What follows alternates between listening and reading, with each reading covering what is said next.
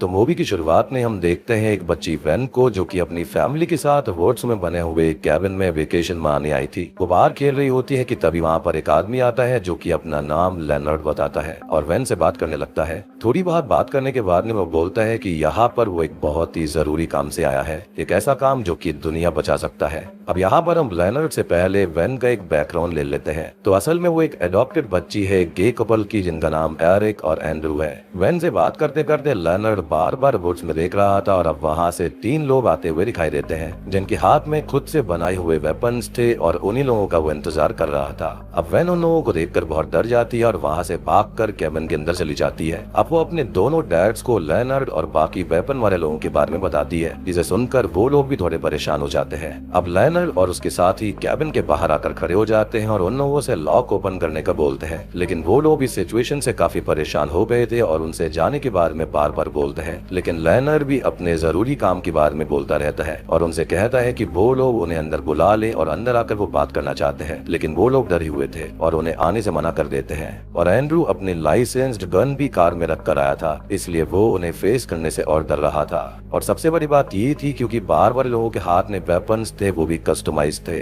अब ये सब बातें चली रही होती हैं जहाँ पर बाहर वाले लोग अंदर बुलाने को बार बार बोल रहे थे और अंदर वाले बाहर वालों को धमकी दे रहे थे वापस जाने के लिए, अदरवाइज वो पुलिस को कांटेक्ट करेंगे। लेकिन इस जगह पर फोन सिग्नल आते ही नहीं थे और लैंडलाइन लेनर्ड के लोगों ने खराब कर दी थी। अब उनके पास और कोई रास्ता नहीं था, तो वो लोग ब्रेक इन कर जाते हैं और एंड्रू और एरिक उनसे बचने के लिए उन पर अटैक करते हैं। लेकिन हम एक चीज नोटिस कर पाते हैं कि वो लोग अटैक कर ही नहीं रहे थे, उल्टा पिट रहे थे, लेकिन रिटर्न अटैक नहीं करते। इवन गलती से एरिक को सर में चोट लग जाती है तो एक लेडी उसकी हेल्प करने का बोलती है, ये बताते हुए कि वो एक नर्स है। यानी कि लेनर्ड और वहाँ पर जो और लोग थे वो इन लोगों पर बिल्कुल भी अटैक नहीं कर रहे थे, जो कि काफी अजीब था। अब एरिक यहाँ पर बेहोश हो जाता है और हम उसका एक फ्लैशबैक देख पाते हैं जहाँ पर उसने पहली बार अपने बॉयफ्रेंड एंड्रू को अपने पेरेंट्स से मिलवाया था, जो कि इस तरह के रिश्तों को पसंद नहीं करते थे, लेकिन वो दोनों एक दूसरे के बिना रहना नहीं चाहते थे, इसलिए आज वो साथ हैं। अब उसको होश आता है और अब तक उन चारों ने उन दोनों को बंधक बना लिया था और वेन उनके पास ही खड़ी हुई थी। अब वो चारों उनसे बात करने लगते हैं कि वो एक बहुत ही जरूरी मकसद के लिए यहाँ पर आए हैं और उनके पास कुछ चॉइसेस थी, जिसमें से उन्होंने ये चूज करी है और आगे भी कुछ चॉइसेस आएंगी जिनको चूज करना होगा एंड्रू, एरिक या फिर वेन को।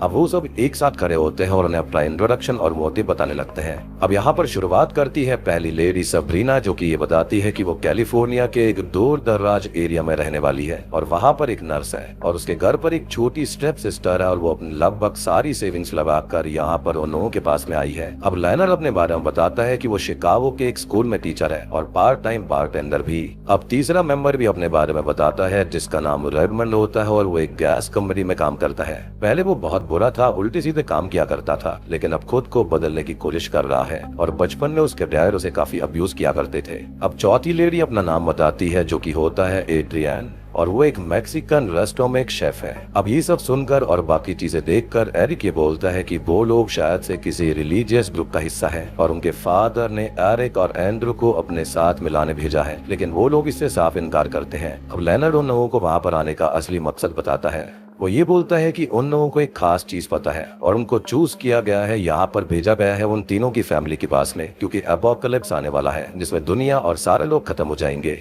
लेकिन उन तीनों में से कोई एक खुद को सैक्रिफाइस करके सब कुछ बचा सकता है और एपोकलिप्स रोक सकता है। और ये चॉइस और सैक्रिफाइस जो होगा वो पूरी तरह से उन पर ही निर्भर करता है और उनके बिहाफ पर उन्हें कोई सैक्रिफाइस नहीं कर सकता, यानी कि ये काम उन्हें खुद करना होगा, यानी कि ये सारा काम जोर जबरदस्ती नहीं हो सकता। अब लेनर्ड आगे बताता है कि उन लोगों को विजन्स आते थे इस तबाही के बारे में और वो लोग एक दूसरे को जानते तक भी नहीं थे, लेकिन उन विजन से वो एक दूसरे से मिले और विजन्स के जरिए ही उनको यहाँ आने के लिए ऑप्शन मिला और वो दुनिया बचाने यहाँ पर आ गए हैं, क्योंकि वो एंड्रू, एरिक या फिर बेन में से कोई एक खुद को सैक्रिफाइस नहीं करेगा तो प्रलय सबको खत्म कर देगी, लेकिन बस वो 3 लोग ही बच जाएंगे।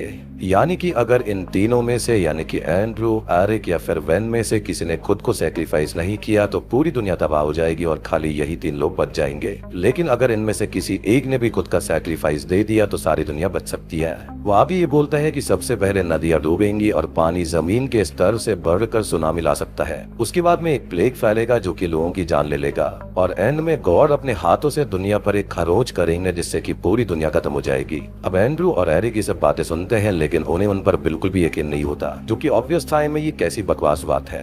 इनफैक्ट वो दोनों सेक्रीफाइस करने के लिए भी मना कर देते हैं। अब वो लोग मना कर ही चुके थे और लेनर्ड बोलता है कि उन लोगों के मना करने की कीमत ह्यूमैनिटी को चुकानी होगी। और अब रेडमंड आगे आता है, अपने फेस पर व्हाइट मास्क लगाता है और बोलता है कि ह्यूमैनिटी का एक पार्ट ऑलरेडी जज हो चुका है, जिसके साथ ही बाकी के उसके साथ ही उसको खत्म कर देते हैं। और ये देखकर एंड्रू और एरिक बहुत ही ज्यादा शॉक्ड हो जाते हैं और डर जाते हैं। अब हम उन दोनों का एक और फ्लैशबैक देखते हैं, जहाँ पर उन्होंने बड़े प्यार से बेन को अडॉप्ट किया था, वो भी काफी मुश्किलों के बाद में। अब लेनर्ड उनको टीवी ऑन करके दिखाता है तो कुछ मेजर कंट्रीज और सिटीज के अंदर अर्थक्वेक आ गए थे और उसकी वजह से सुनामी भी आ चुकी थी, जिससे समुद्र किनारे बसे हुए बहुत सारे लोगों ने अपनी जान गंवा दी। और ये पहली चीज ही तो लेनर्ड ने बताई थी, इस पर वो दोनों यकीन नहीं कर रहे थे। और एंड्रू तो यहाँ पर अभी भी यकीन नहीं करता, लेकिन एरिक यहाँ पर सोच में पड़ गया था, जिसको एंड्रू अपनी बातों में समझाने लगता है कि ये सारी चीजें झूठ है। अब हम उनका एक और फ्लैशबैक देखते हैं, जहाँ पर वो वैन को अच्छे से पाल रहे थे, उसके बहुत अच्छे पेरेंट्स बन चुके थे और वो भी उनके साथ में एक खुशहाल फैमिली की तरह जी रही थी। और वो यहाँ पर कैबिन के अंदर वेकेशन के लिए आते हैं और साथ ही साथ यहाँ पर एरिक ने एक गाना भी उन दोनों के लिए प्ले किया हुआ था रेडियो के ऊपर, जिसका नाम होता है बूगी शूज, जो कि कीसी एंड द सनशाइन बैंड की तरफ से था। और इस चीज को आप याद रखना क्योंकि आगे ये काम आएगा।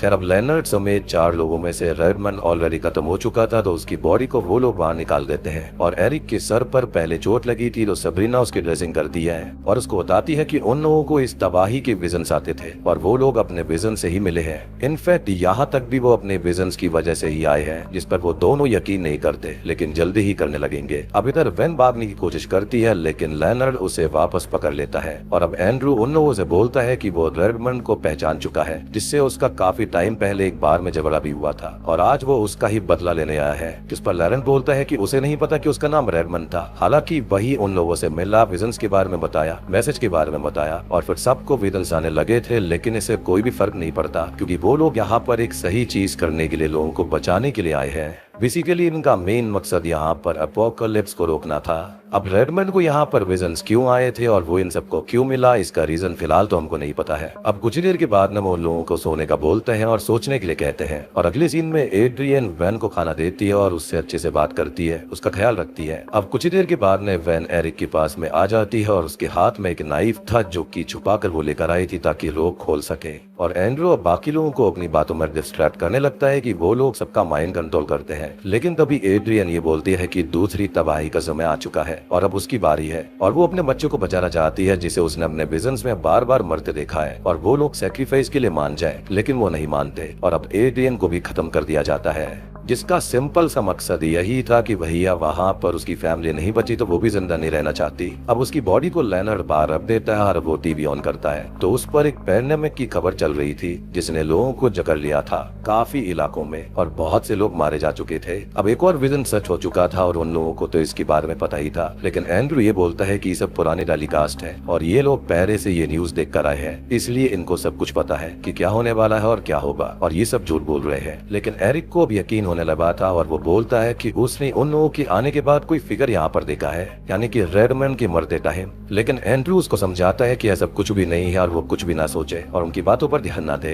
तो यहाँ पर एरिक इन चारों को हॉर्समैन ऑफ एपोकलिप्स मान रहा था। इन चारों को ही अर्थ के 1/4 हिस्से को खत्म करने की अथॉरिटी दी गई थी, जहाँ पर इन चारों के पास में कुछ न कुछ शक्तियाँ थी, जैसे कि एक तो एंटी क्राइस्ट को इन्वोक कर सकता है, एक यहाँ पर वॉर और कॉन्फ्लिक्ट वगैरह ला सकता है, तीसरा यहाँ पर होगा फूड का, जो कि यहाँ पर धरती के ऊपर कीड़े मकोड़े और सब चीजें लाएगा ताकि खाना पूरी तरह खराब हो जाए, और चौथा यहाँ पर होता है जो कि अपने साथ मौत लाता है, जिसके साथ में कोई और नहीं बल्कि हेडीज हिमसेल्फ आएगा। लेकिन एरिक की सोच यहाँ पर बिल्कुल गलत थी और उसने अपने मन में ही एक अजीब सा रिलीजियस एंगल यहाँ पर बना लिया था, बल्कि वो चारों तो चोजन वन होते हैं जो कि इस तबाही को रोक सकते थे। अब तभी बेन उन लोगों को डिस्ट्रैक्ट करने लगती है और वो दोनों खुल चुके थे, जहाँ पर एरिक लेनर्ड और सबरीना को रोकता है और एंड्रू कार से अपनी लाइसेंस्ड वाली गन उठाने चला जाता है। सबरीना उसके पीछे जाती है, लेकिन वो गन पॉइंट पर उसको डराता है और दूर करता है। अब वो वापस आता है और सबसे पहले रेडमंड की पॉकेट से उसकी आईडी कार्ड निकालता है और लेनर्ड को दिखाता है, जिसके अंदर उसका नाम रेडमंड नहीं लिखा था, और ये बोलता है कि वो उन लोगों को झूठ बोलकर अपने बदले के लिए माइंड कंट्रोल करके यहाँ पर लाया। लेकिन लेनर्ड उसकी बात नहीं मानता,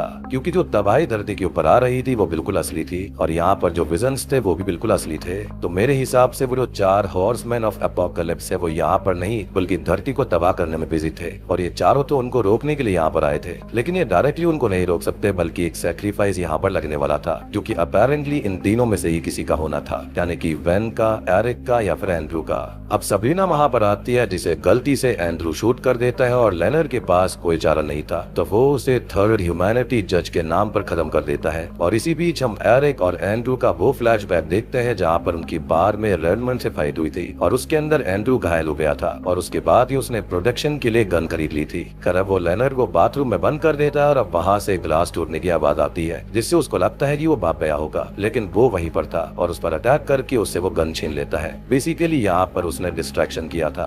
अब वो लोग हॉल में आते हैं जहाँ पर टीवी चल रहा था, जहाँ पर न्यूज आ रही थी कि एरोप्लेन्स अपने आप ही एक एक करके नीचे गिर रहे हैं और उसने बैठे हुए लोग भी तबाह हो गए। अभी तक 700 से ज्यादा प्लेन्स ऑलरेडी गिर चुके थे, यानी कि आप अंदाजा लगा लो कि हजारों से भी ज्यादा लोग मारे जा चुके थे। और जो एंकर बोलने वाली थी वो सारे शब्द पहले से ही लेनर्ड बोलने लगता है क्योंकि उसे विजन से पता था कि क्या होने वाला है, लेकिन एंड्रू अभी भी नहीं मान रहा था। लेकिन अब फाइनली एरिक को लगने लगा था कि ये सब कोइंसिडेंस नहीं हो सकता और ये सारी की सारी बात रियलिटी है। और वो हॉर्समैन वाली बात भी उसके दिमाग में बैठ गई थी। जब से रेडमैन मरा था उसको एक अजीब सी व्हाइट लाइट दिखाई दी थी। हालांकि उसका मानना बिल्कुल सही था, लेकिन ये 4 वो लोग नहीं थे जिसको वो समझ रहा था। वो लोग तो धरती के किसी हिस्से को तबाह करने में लगे हुए थे और ये पूरी की पूरी कहानी जो है ना वो इसी के ऊपर बेस्ड है। लेनर अब बाहर जाकर बैठ जाता है और अब अगली ह्यूमैनिटी जज होने का टाइम था और अब वो खुद को ही खत्म कर लेता है और अब पूरी दुनिया में काले बादल छा जाते हैं, अंधेरा होने लगता है और लाइटनिंग स्ट्राइक होने लगती है इसी जंगल में। अब वो दोनों ही वेन को पास के रूम में भेज देते हैं और एरिक एंड्रू से बोलता है कि उन्हें ये करना ही होगा, यानी कि सैक्रिफाइस करना होगा। उसका ये कहना था कि ये 4 उनके विजन्स की वजह से यहाँ पर नहीं आए थे बल्कि उन दोनों के लिए आए थे। उन्होंने उन्हें ह्यूमैनिटी के फेसेस दिखा दिए हैं। रेडमंड ने हेटरर का, एड्रियन ने केयर का, न्यूट्रिशन का, सबरीना ने हीलिंग का और लेनर ने गाइडेंस का।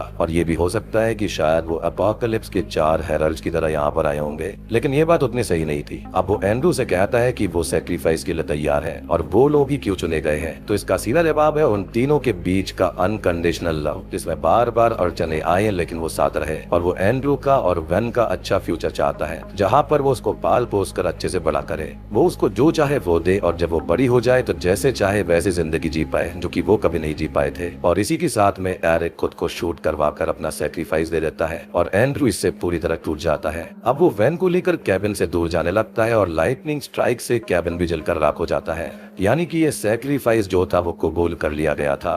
अब थोड़ी दूर जाने पर लेनर की कारों से मिल जाती है जो कि उन लोगों ने उसके लिए ही छोड़ी थी कि दोनों में से कोई ना कोई यहाँ पर जरूर आएगा। अब तभी यहाँ पर मिराकुलसली हम ये देखते हैं कि टाउन के अंदर आते ही एक न्यूज चल रही होती है कि मिराकल की तरह ही अर्थक्वेक रुक गए हैं, सुनामी रुक गई है और प्लेन्स भी खुद पे खुद ठीक हो गए। साथ ही साथ लाइटनिंग स्ट्राइक का आना भी बंद हो चुका है। लेकिन जो तबाही पहले हो चुकी थी वो ठीक नहीं हुई थी और इनको अब उस दुनिया में रहना पड़ेगा जो कि कभी भी पहले की तरह नॉर्मल नहीं हो पाएगी, क्योंकि 700 प्लेन्स का एक साथ गिरना, इतना कुछ होना ये नॉर्मल बात नहीं थी। यानी कि लाइफ यहाँ पर ऑलरेडी काफी खराब हो चुकी थी। एक और इंटरेस्टिंग चीज ये है कि एरिक ने खुद को सैक्रिफाइस इसलिए भी किया, जब रेडमन यहाँ पर मारा गया था तो व्हाइट लाइट उसको दिखाई दी थी, तो उस वक्त उसने एंड्रू और वेन को देखा था, लेकिन वेन उस वक्त काफी बड़ी हो चुकी थी। यानी कि वो जान गया था कि उसको सैक्रिफाइस देना होगा और एंड्रू और वेन बच जाएंगे। खैर अब एंड्रू वेन के साथ बिना एरिक के ही एक नई जिंदगी बिताने के लिए चल देता है और यहाँ पर वही गाना बजता है जो कि शुरुआत में एरिक ने यहाँ पर कैबिन के आते वक्त इन दोनों के लिए बजाया था, जिसके बारे में मैंने वो कहा था कि याद रखना ये काम आएगा। इसी के साथ में ये ब्यूटीफुल मूवी यहीं पर खत्म हो जाती है। तो दोस्तों ये थी knock at the cabin movie की कहानी। उम्मीद करता हूँ कि आपको ये समझ में आ गई होगी। तो उम्मीद करता हूँ कि आपको ये सारे इंटरेस्टिंग फैक्ट्स और सारी की सारी इन्फॉर्मेशन पसंद आई होगी। पसंद आई है तो वीडियो को लाइक कर देना, चैनल के ऊपर नए हैं तो सब्सक्राइब कर लीजिए।